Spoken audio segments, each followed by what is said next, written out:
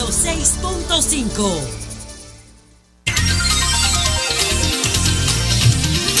6:58. Buenos días, dominicanos, dominicanas, ciudadanos y ciudadanas del mundo. Julio Martínez Pozo, los comentarios de los temas más importantes en este lunes 16 de mayo del año 2016. Un saludo para todo el equipo del Sol de la Mañana. María Elena Núñez, Víctor Gómez Casanova, Yolanda Martínez, Oli Matos, Eury Cabral, José La Luz, Melton Pineda, Don Amaury Saibar, a nuestros colegas de 5 a 7 de la mañana, Humberto Paniagua, nuestro saludo siempre para Don Yuri Rodríguez, Andrés Martínez, Luis Ramírez, Daris Terrero, en Santiago de los Caballeros, Ramón Paulino, así late la ciudad, corazón, Manuel González Manegonte, nuestro catedrático del sector agropecuario, Rafael Díaz, nuestro cronista deportivo, Helen Gil, nuestra productora, Sonia Patiño, nuestra coordinadora. Buenos días a Joa Bernal, buenos días a todo el equipo de Señales TV y mis felicitaciones a todo el equipo por la gran jornada rendida en el día de ayer, que se inició a las 5 de la madrugada y terminó próximo a la 1 de la noche, informando a la población con objetividad de todos los acontecimientos que se produjeron en el día de ayer. Acontecimientos que son sin duda alguna el tema pues del día de hoy. Un poco más adelante pues buscaremos ya la información más actualizada, los detalles. Es bueno que los cómputos sigan avanzando para que algunos temas que todavía están indefinidos pues encuentren una definición. Pero empezando por el proceso,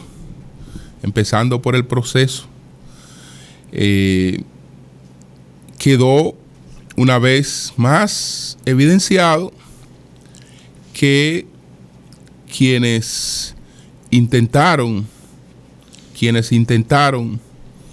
pues boicotear la tecnología le rindieron un flaco servicio a este país.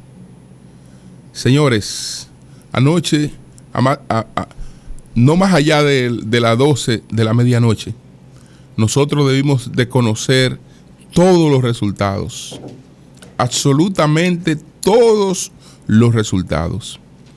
Y sin embargo, en la madrugada todavía se estaba contando. ¿Por qué? Porque hay una parte muy compleja que es la que tiene que ver con el voto para el Congreso. El voto para el Congreso, que es el voto más complejo de este proceso electoral. Entonces todo eso se simplificaba con el uso apropiado de la tecnología. Ustedes incluso verán que algunas de las organizaciones que querían conteo manual, algunas de las organizaciones que tenían conteo manual, por ejemplo, Menú Tavares Mirabal quería conteo manual, y estaba presente en el 9% de los colegios electorales. Es decir, ella no tenía presencia en el 91% de los colegios electorales en lo que quería conteo manual. Alianza País quería conteo manual y estaba presente en cerca de un 26-27% de los colegios electorales. El PRM tenía presencia en cerca de un 80% de los colegios electorales. Entonces, todo esto hace más dilatado el proceso. Tiene que aclararse lo de la renuncia de los técnicos en el día de ayer y todos estos intentos que se hicieron por hacer colapsar la tecnología. Todo buscando tiempo para continuar con una tradición muy lamentable. Señores, que esta democracia debió romper. Hace 54 años que celebramos las primeras elecciones presidenciales después de la desaparición de la tiranía trujillista. Y esas elecciones se definieron por un margen parecido, nunca las cosas son iguales, pero parecido al margen proyectado para estas elecciones.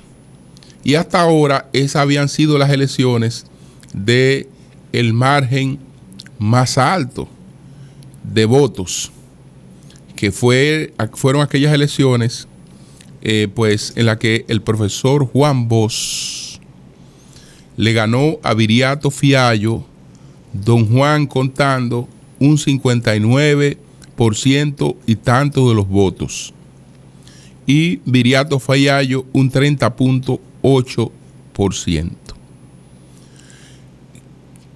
Y lamentablemente, el doctor Viriato Fiallo se fue a la tumba sin haber reconocido el triunfo de Juan Bosch, un triunfo apabullante, un triunfo amplio. No hubo reconocimiento para ese triunfo. Ayer, lo que se ocurrió ayer fue justamente tratar de evitar que se produjeran celebraciones. Porque lo que Luis Abinader va a hacer hoy, lo pudo haber hecho anoche con elegancia, y este país amanece en un clima distendido, sabiendo que el tema presidencial está resuelto y que entonces vamos a ocuparnos de las otras cosas. De todas maneras está resuelto, con o sin reconocimiento, aunque yo espero que en el día de hoy se dé el reconocimiento. Pero ¿qué pasa? Que esa bendita tradición nos ha acompañado durante estos 54 años, porque después de las elecciones del 20 de diciembre de 1962, vamos a las elecciones del año 1966. Esas elecciones las ganó Joaquín Balaguer, pero don Juan nunca reconoció el triunfo de Balaguer en las elecciones de 1966. Es verdad que don Juan tuvo escasas oportunidades de hacer campaña, pero también es verdad que en todos los documentos declasificados que ya se hacían encuestas, incluso algunas están publicadas en trabajos de Bernardo Vega, Balaguer siempre fue el claro ganador de esas elecciones. ¿Por qué? Porque incluso Balaguer fue determinante en el triunfo de Juan Bosch en el año de 1962. Un político desconocido que se había mantenido fuera del país, sin una estructura de base en el país, no gana unas elecciones sin un apoyo subterráneo. Y Balaguer no podía participar en esas elecciones, no llegó a un pacto formal con Juan Bosch, pero es evidente que el triunfo que alcanzó Juan Bosch contó con el respaldo de Balaguer. Por eso yo decía que las dos veces en las que el PLD había llegado al poder, en 1996 y en 1962 había un mismo factor: la ausencia de Balaguer del escenario político y la necesidad de maniobrar contra un contrario. Bueno, no se reconoció lo del 66. Entonces nos vamos a las elecciones del 70, nos vamos a las elecciones del 74. Ahí Balaguer no tiene competencia. El PRD pregona la abstención, va a Corides en el 70 con Balaguer sin posibilidad alguna de ganarle a Balaguer, pero Corides no reconoció el triunfo de Balaguer. 74, Luis Homero Lajara Burgo tampoco reconoció el triunfo de Balaguer, por el contrario, ganó hasta una demanda en Nueva York, pues que al salir de una tienda no le quitaron el dispositivo de seguridad y él después alegó que por esa desconsideración había perdido las elecciones en el país, que eso le había afectado, y ganó hasta una demanda en Nueva York. Entonces, las elecciones de 1978, pues conllevaron un trauma. Para el reconocimiento hubo primero rumores de autogolpe de Estado. Se produce el juntazo. Y encima del juntazo, Jimmy Carter y Carlos Andrés Pérez tuvieron que empantalonarse y fajarse como nadie para un reconocimiento de la voluntad del elector en el año 1978. Y eso fue un triunfo apabullante, un triunfo bastante holgado, pero no hubo un reconocimiento real a ese triunfo.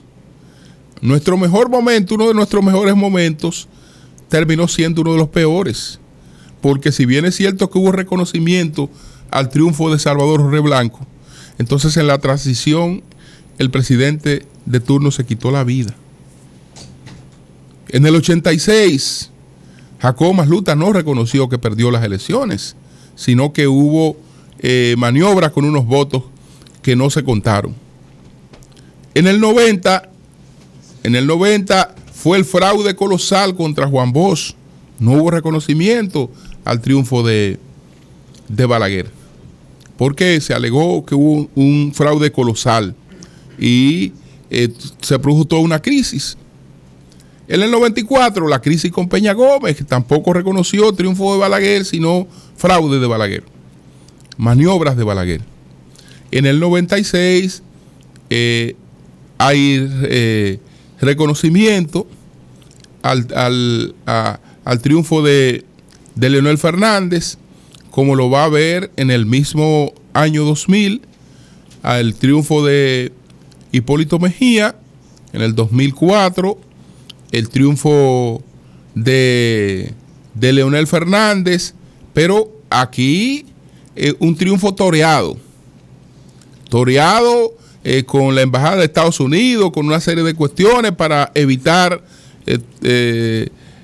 una serie de cuestiones que se planteaban allí. 2004. Bueno, en el 2008, el ingeniero Vargas Maldonado, pues, independientemente de que alegó desigualdad en la competencia, etcétera, reconoció el triunfo de Leonel Fernández. En el 2012 aún estamos esperando. Danilo va a concluir este periodo y ahora ha ganado de nuevo con el margen histórico más grande que haya ganado presidente, que haya ganado candidato alguno en la República Dominicana, y todavía está esperando el reconocimiento de su triunfo en el año 2012. Entonces, Luis Abinader puede darse el lujo de romper con esa bendita tradición tan nefasta y conducirnos por otro camino. Danilo Medina ha ganado ampliamente las elecciones, tal y cual estaba proyectado por todas las encuestas creíbles en la República Dominicana. El PRM, en su alianza con el Partido Reformista Social Cristiano, creo que ha alcanzado también una votación y un porcentaje que son dignos de reconocimiento. Y si la situación de las senadurías pues termina como está proyectando hasta ahora, yo creo que ese partido puede alegar que ha sido ganador también de este proceso. Pero yo quiero entrar en algunas cuestiones del proceso, algunas cuestiones que para mí fueron errores, y me voy a referir a la cuestión esta del Distrito Nacional, de Roberto Salcedo. Miren, lo de Roberto Salcedo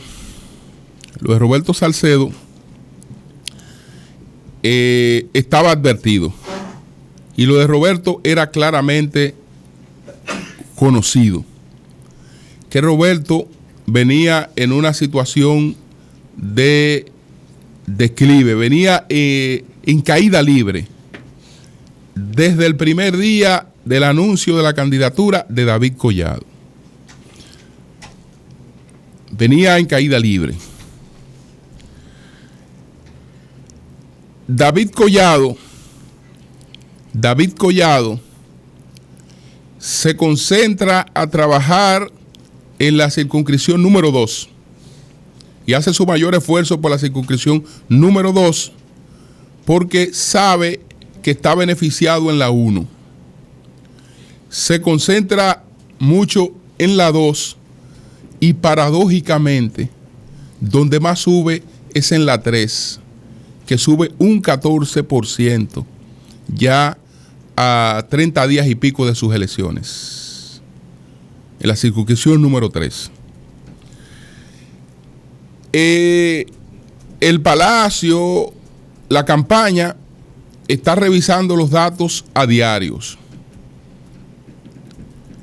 Y cuando esos datos llegan a una diferencia de menos de 10 puntos, que incluso lo discutí aquí en un momento porque había visto esas informaciones, se hacen todas las advertencias del lugar.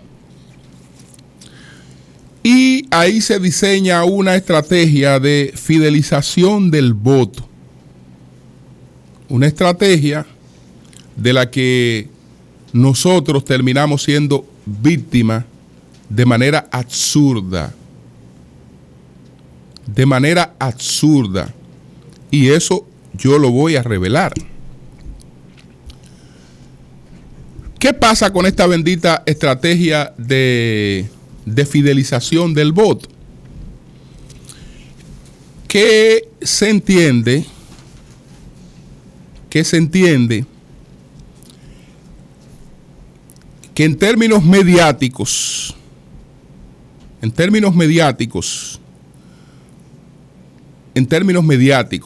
y caramba, tengo que ser un poco cuidadoso con esto, pero no lo puedo dejar de decir.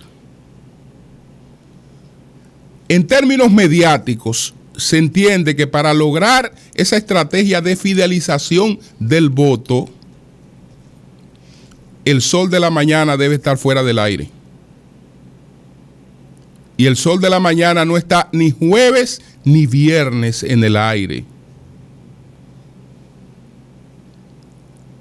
Ni jueves ni viernes en el aire, porque se concibe dentro de la campaña del PLD una cadena, y esa cadena pasa por el absurdo, por la estupidez de plantear que nuestro programa salga del aire jueves y viernes, cosa a la que se opusieron pues algunos en el momento en que eso se discutió. ¿Por qué?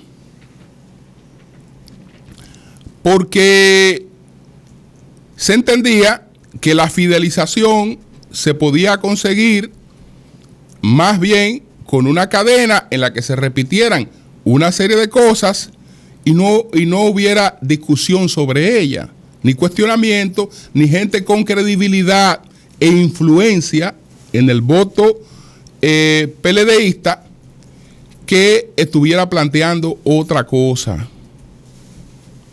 Recuérdese que cuando se empezaron a publicar y se publicaron portadas gastando un dineral en todos los periódicos, portadas con encuestas mintiendo, porque eran encuestas viejas, tuvimos la responsabilidad de decir que esas encuestas eran viejas, que ya esas encuestas estaban desfasadas, que esa no era la situación. Incluso sosteníamos, porque era verdad, que aún en ese momento Roberto Salcedo estaba en primer lugar. Estaba en primer lugar. Pero, desde luego, que el mayor cuidado no era por los planteamientos míos ni de ningún otro de los compañeros, sino por alguien de manera muy especial aquí. Entonces, perfecto. Hacemos una cadena con la inconsecuencia, con la desconsideración de incluir expresamente entre los objetivos el que nuestro programa no estuviera en el aire. Pero ¿qué cosa? Que tú estás tratando supuestamente de protegerte frente al voto PLDista, a la influencia en el voto PLDista de personas que estuvieran llamando a un voto por David y que tuvieran influencia en ese impacto, que yo no estaba llamando a voto por David, pero sí lo hizo Yolanda Martínez. Ella dijo, yo votaría por David. Ella, exactamente, que ella votaría por David. Pero ella dijo que votaría por David, que votaría por Danilo, por David y por Reinaldo. Entonces, desde luego que dentro de la llamada estrategia de fidelización, eso no cabía. Eso no cabía. Ahora, ¿qué pasa? Que por tú buscar una cuestión particular, entonces te desviste de lo nacional. Y eso fue un grave error, independientemente del triunfo. Fue un grave error por lo siguiente. Y cuando el PRM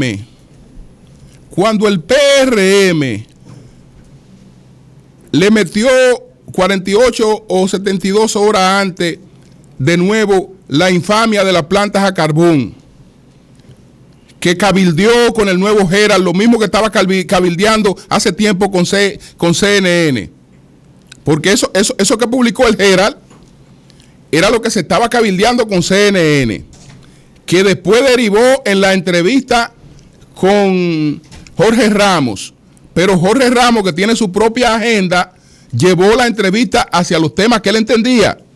Y la entrevista derivó en otra cosa, pero el interés estaba en la cuestión esta de la infamia de las plantas a carbón. Entonces, 2 días antes de la campaña, del cierre de la campaña, logran cabildear la publicación en el Herald, en el nuevo Herald, de una cuestión totalmente infundada, pero que crea confusión. Hay una sobrevaluación de 1.000 millones de pesos. Una sobrevaluación de 1.000 millones de pesos, de dólares, en las plantas a carbón. El Herald lo publicó, ya lo están denunciando. El Herald no, son ellos mismos. Era parte de la guerra sucia con la que le cogió la noche en una guerra sucia. Bueno, pero cuando eso ocurrió, no apareció nadie al otro día con el nivel de información suficiente para explicar que eso era una infamia, que eso es imposible. Eso es imposible, señores. Era una infamia. Número 1, esa licitación, lo he explicado 80,000 veces, la dirige una empresa estadounidense que se llama Starling Consulting, que cuando llegó a la República Dominicana tenía más de 100 años de experiencia y no es una empresa de dueños, ni acepta relaciones de negocio conexas con las actividades en las que trabaja. Esa empresa dirige la licitación. Ahora, ¿qué pasa con esa empresa? Que esa empresa sabe lo que cuesta un kilovatio a carbón aquí en China, en Estados Unidos y donde sea. Y para eso usted no tiene que ser muy experto, porque hoy mismo usted busca en el internet y usted busca precio de kilovatio planta de carbón y usted se encuentra lo que cuesta un kilovatio de construcción de una planta de carbón aquí en cualquier parte del mundo. Entonces esa empresa con esa experiencia, con esa expertise, estructura una licitación, pero la estructura con dos aspectos, un aspecto técnico y otro aspecto económico. Si usted no me pasa el técnico, usted no me llega para el económico. ¿Por qué? Porque ¿cuál es el relajo que tienen siempre en muchas licitaciones, o que había siempre en muchas licitaciones? Yo me subestimo, la ofrezco a una cuarta parte del precio para conseguirla. Pero cuando estoy ofreciendo eso a la mitad de precio o una cuarta parte del tiempo, el que sabe que ellos no tienen capacidad de hacer eso. Entonces, no, mire, yo quiero esto. Estas son mis especificaciones técnicas. Usted las reúne. ¿Qué usted me está ofertando? Porque ya al poner en el pliego de condiciones mis exigencias técnicas, ya yo sé el costo de lo que yo estoy planteando. Sé el costo de lo que estoy planteando, y en función del costo, si usted no me oferta eso, entonces yo no voy a ver su sobre económico, porque usted no me está ofertando lo que yo estoy planteando. Entonces eso fue lo que ocurrió ahí. Eso fue lo que ocurrió ahí. Ahí no ocurrió ninguna otra cosa. Incluso la evaluación económica la hizo un Banco de París. Y todo ese tipo de cuestiones. No hay la posibilidad de eso. Pero bueno,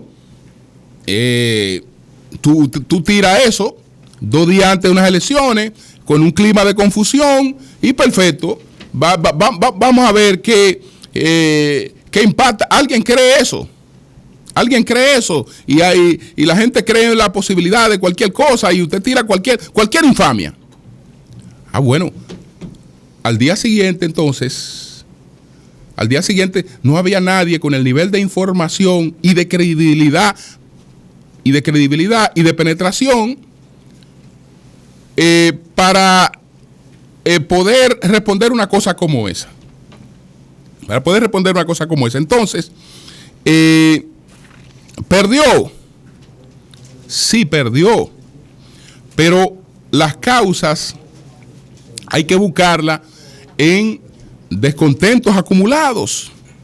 Hay que buscarla en el desgaste de una gestión de 14 años. Que incluso terminan cometiendo el error de imponer una violación de la ley de municipios a la fuerza, y hubo que aceptársela. Hubo que aceptársela, porque de lo contrario era crear una crisis y punto. Con la cuestión esta de la candidatura a la vicealcaldía, en violación a la ley, hubo que aceptar esa candidatura. Violación claramente a la ley, flagrante, pero bueno, es una acción de fuerza. Esto es, y punto. O lo cogen o lo dejan, y esto es. Y punto. Bueno, al que dejaron fue a él. Que es un político exitoso, que yo creo que lo que tiene que hacer es revisarse, reinventarse y ver esto como algo a veces necesario. Porque usted puede enmendar errores y entonces ver las cosas de otra manera. yo quiero reiterar y lo que he dicho, incluso quiero que sepa que yo le expresé mi protesta al propio presidente de la República. Porque eso fue desconsiderado.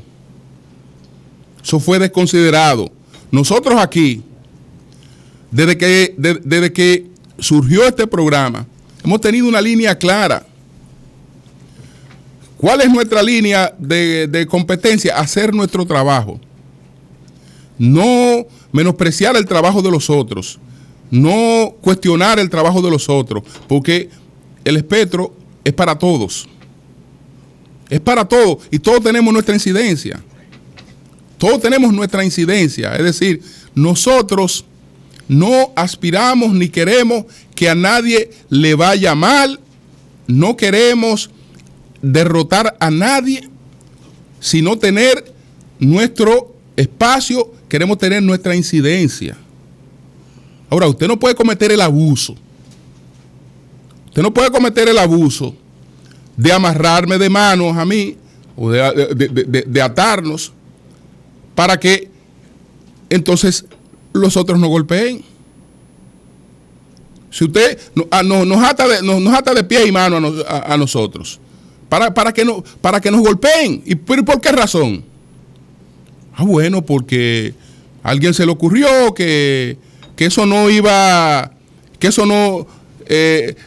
iba a tener una influencia negativa en lo que se estaba buscando al final. Y fíjese que como quiera, nos afectaron a nosotros y no se salvaron.